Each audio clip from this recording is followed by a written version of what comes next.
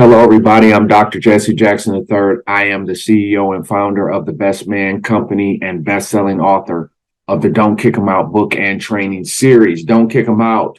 The book right now is going into. It's been here over 10 years now. It's a definite read because it sparks emotion. I saw the future. One, I knew that we would get to a point in education history where you're not going to be able to kick the kid out. However, why Don't Kick Them Out is so valuable to the world of education was right on like page 8 or 9. I went on to highlight the behaviors that we couldn't tolerate. That if you're seeing this, these are the things that draw the line, and that kid cannot remain in an academic environment. So what happens when people hear Don't Kick Them Out, they immediately go to the theory, right? Well, he's saying don't kick them out because they are black, white, or brown. They're saying that don't kick them out for equity purposes. Folks, just so y'all know everything you need to know about me, I'm a guy who has prided my career on rehabilitating offenders, people who do the wrong thing. I have steeped all of my practices and my disciplines in working with the at-risk, learning strategies for the at-risk, building reading capacity in the at-risk, and putting people in situations that they can overcome barriers to academic success. I have zero tolerance. I am a professional disciplinarian. I have zero tolerance for foolishness. Okay. So I would never, ever take that stance. My stance, why I said don't kick them out, is what I was reading referrals. And what I begin to see is that a lot of these referrals were like egregious. You're just seeing a horrible dynamic between the teacher and the kid. The teacher has the power, so the teacher can move the kid right out of the building. What that creates is disharmony.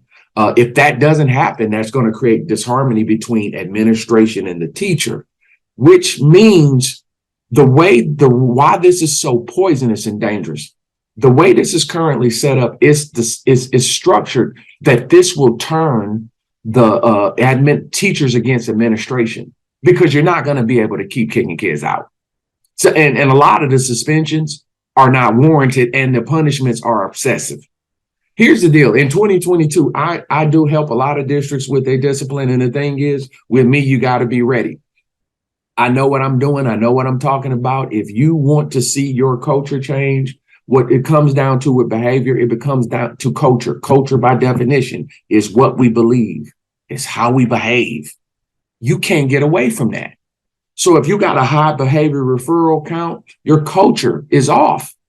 Your culture's off. What we believe, how we behave. 3 pillars of culture.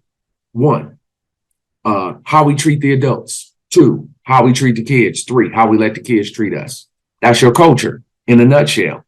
Everybody I've went over that with, their culture score tells them what's the problem within the organization. This is why when you get matters such as fighting, where I'm spending all of my energy because it is my particular objective and mission, and I'm going to stay with the issue of fighting until I drive it out of schools. The one thing I'm not going to have, we can't have in an academic environment, we cannot lose physical containment of safety and security where kids believe they can physically put their hands on other kids. When that's the deal, that means the streets have inked up in your building, inked up in there, right? And that street content, that mess from the neighborhood, the mess from the community. That's why I coined the phrase trauma zone. A trauma zone is a community where all of that mess that's going on outside, at home, it comes to school every day. So they bring their neighborhood practices to your building. You're not equipped to deal with it. You know, certain people here and there can kind of know what to do, but the truth is you don't know what to do because why? You're not trained. And here's the thing that's got to help you. The average law enforcement person, a school resource officer, is not trained in this. They don't know what to do. They're not trained in fight prevention. They're trained in fight response. That's telling us this issue is commanding a different approach or you're not going to be successful, folks.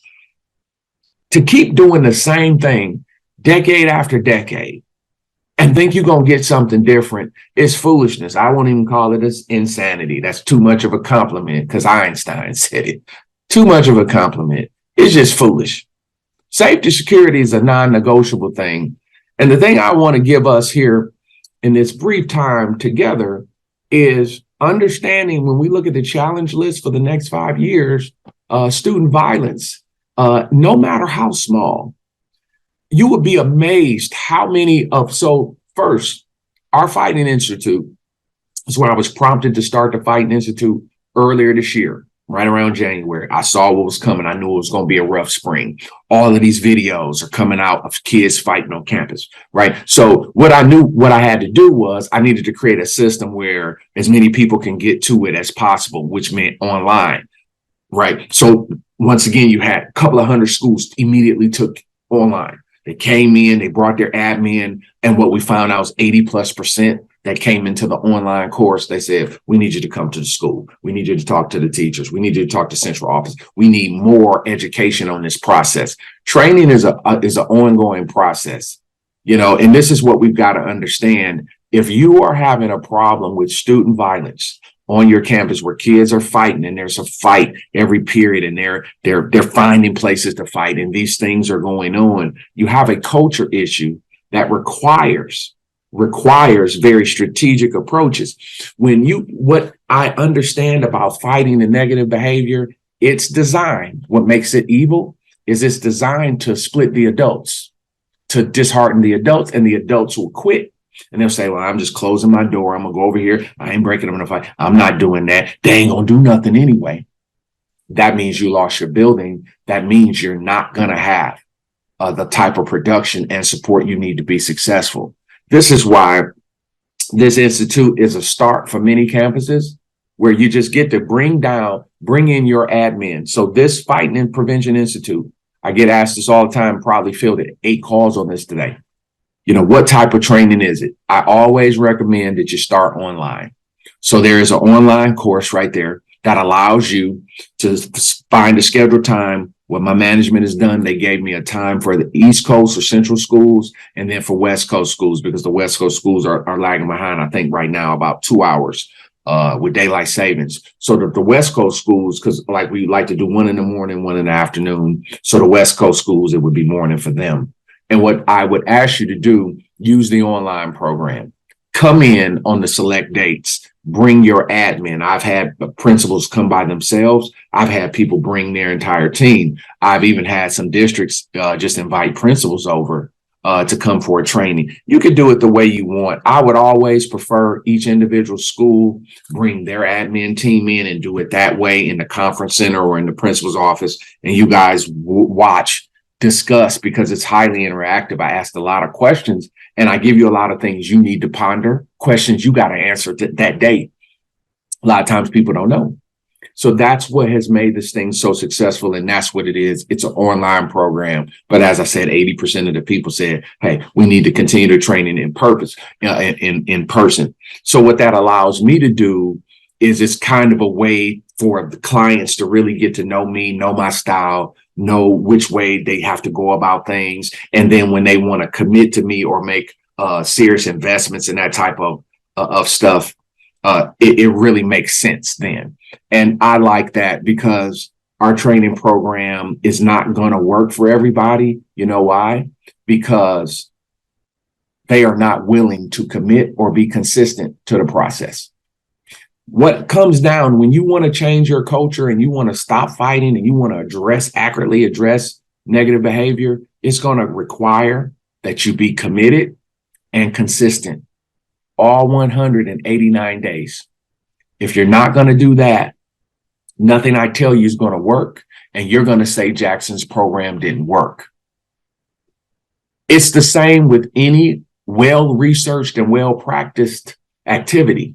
If you're not going to follow through with it, it's not going to work.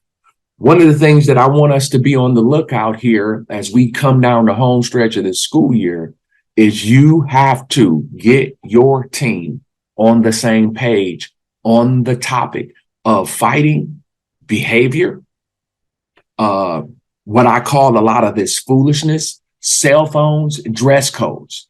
We've got to take a different approach. The Fighting and Altercation Prevention Institute, if you're a school and you're having a fight a day, a fight a week, 3-4 fights a week, I'm asking you, find a date and a time, bring your team in, sit down, and it's going to feel like one-on-one tutoring on the most critical issue that's coming forward in building safety. There's different levels of it. One thing that we're interested in is active shooters. That's one side of it. But when fights are breaking out and real bad fights are breaking out, and there's video of it, and there's a threat of violence, like from period to period, we've lost containment. Our culture's toilet, and we've got to do something. It is the Fighting and Altercation Prevention Institute, a well-developed course. It is our highest attended and rated online course that we have had in my career, and it's really outstanding. And I really would love to work with you. Please find a date that works for you. No administrator can allow fighting on campus. And if you're particularly at that secondary level, right now, I can just tell you one story. There was a school in the South, very large high school, over 2,000 kids. They're having a lot of problems, and they came in online. And from that online visit, it's blossomed into one of the best partnerships of my career. So well, from that one school, they have essentially attempted to bring the entire high schools in their district. Like, hey, this is it. And just great places that started with us online, and it has blossomed on the West Coast, in California, in New York. They know what they're hearing. And see, at the high school level, people need accurate, efficient things to do. Theory and giving people cookie cutter talks, that day is over. If you want excellent training content with real clarity on root causes of issues, and then resolution, action, do this, and that, and this is going to work, and there can be modifications to match what you're dealing with on your campus and in your organization. See, that's wisdom. And that's exactly what we're looking for. So while I definitely understand best practice, I am a best practice. What we do here is a best practice. But what has made it genius to me is we have always been willing and understand that each campus and each organization is going to require a modification because the culture in that community, in that building, demands it. So I'm not going to be so committed to my material that I overlook the brutal reality of the community and culture which is already in place. That's how trainings become effective. If you just try to force a policy down, just this is the way we do it this way, well, you're going to miss half your group. I say I'm about results and I'm about winning. And for me in my business, growth and improvement is the name of the game. I am proud to say that 90+% of every organization that I have touched over 17 years has grown and has moved towards a solution to their problem. If they stayed the course and did what I asked them to do, the way I asked them to do it, they have seen significant improvement and results. And I'm very proud of that. If through COVID, even with this fighting thing, people that are following through, that people that, and it's practical information, it's things you can do. And that's what you need to solve this problem. Find you a date on here, get your admin team in here. Let's sit down, get them in a room. Let's take some notes. Let's talk. Let's get some guidance on a very dangerous issue we can't afford to get wrong. We can't afford to get bad information on this topic. We got to know what to do. And I believe what I've seen in my own practice, we believe we can help you. And I would love to work with you. Register today and get in our course. I'm looking forward to working with you in class. I'll see you soon. Be well.